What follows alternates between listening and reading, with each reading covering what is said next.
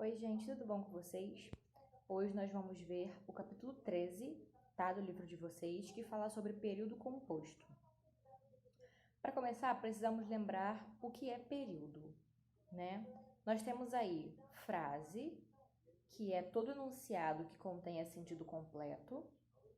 Nós temos oração, que é aquele enunciado que tem a presença de um verbo, tá? E temos período,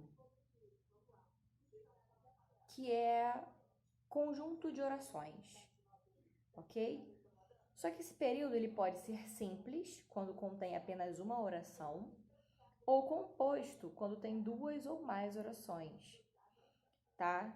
E esse período composto, ele pode ser classificado de duas formas.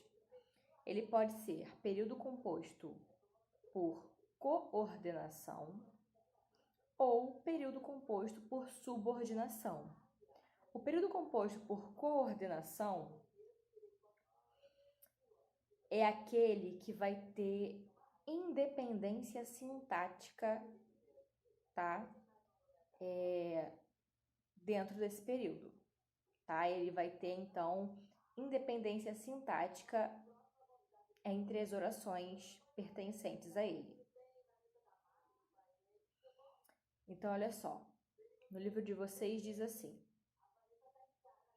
não há limites para a extensão que um período pode ter, ou seja, ele pode conter um número bastante variável de orações.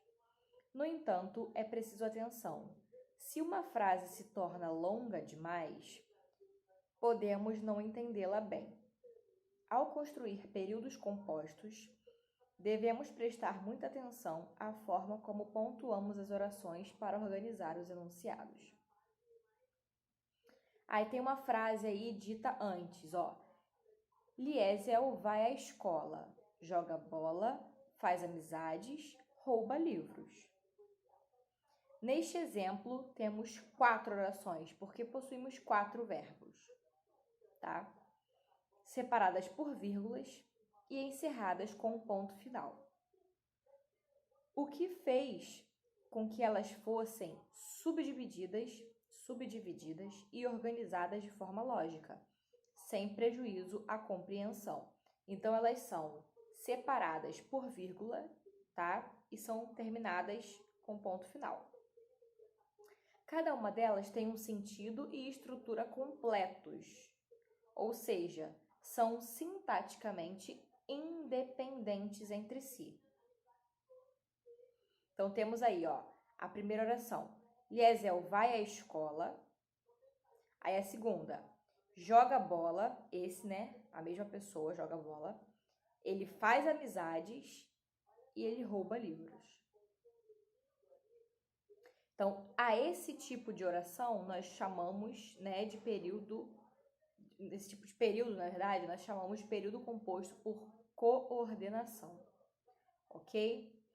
Só que, quando temos esse período composto, se você reparar, ele só foi separar, esses períodos, essas orações só foram separadas por vírgulas, sem nenhum conectivo, sem nenhuma conjunção. Esse período é composto por coordenação.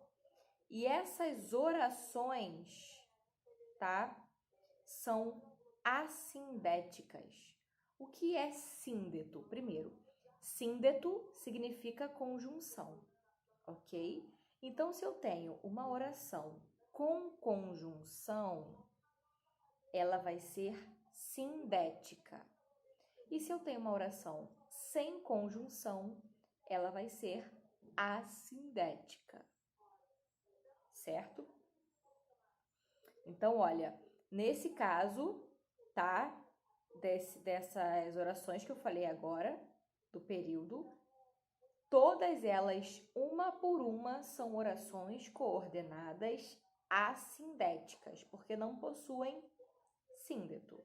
Agora, se eu colocar Liesel se encontra com a morte 3 vezes e sai ilesa em todas as ocasiões. Então, olha, eu utilizei aí uma conjunção, um síndeto. Eu usei a conjunção aditiva e. Isso faz com que a minha segunda oração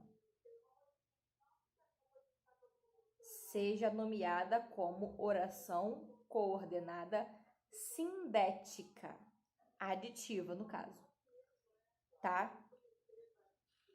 E ainda é possível que o meu período seja composto por subordinação. Se na coordenação nós temos independência sintática, na subordinação nós vamos ter dependência sintática, tá? No livro de vocês diz assim: há ainda uma outra maneira de formar períodos compostos em um processo chamado de subordinação. Nesse caso, haverá uma oração principal a que estarão associadas outras orações, de forma que seja estabelecida entre elas uma relação de dependência. Então, nós vamos ter uma oração principal e uma oração subordinada. A oração principal vai ser aquela que vai reger, tá, todo o sentido da frase. E vai ser subordinada a ela, a outra frase. Tá? A oração principal pode vir no começo, no meio ou no final da oração. Não tem problema. Do período, não tem problema. Tá? Ela não obrigatoriamente tem que vir ao começo do período. Aí tem um exemplo. A vida de Liesel tornou-se difícil depois que seus pais partiram. Então, nós temos aí a oração principal e a oração subordinada, tá?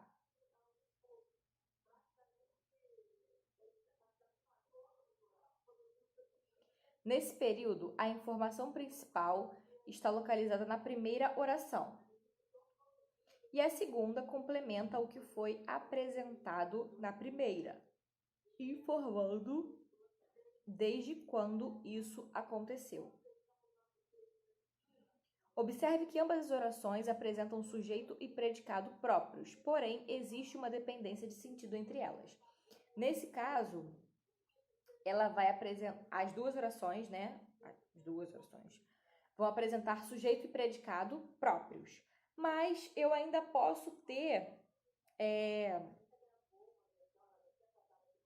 orações em que não vão ter sujeito e predicado próprios.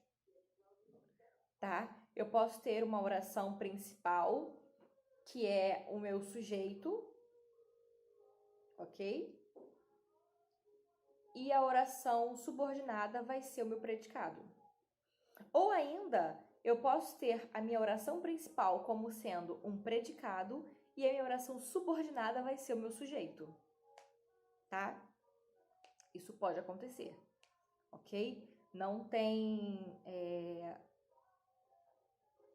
esse problema de ser só sujeito e predicado, ser sempre um, sempre o outro, tá? Eu posso ter orações subordinadas que vão fazer sentido, vão fazer função de objeto, de complemento nominal, de predicativo, ok?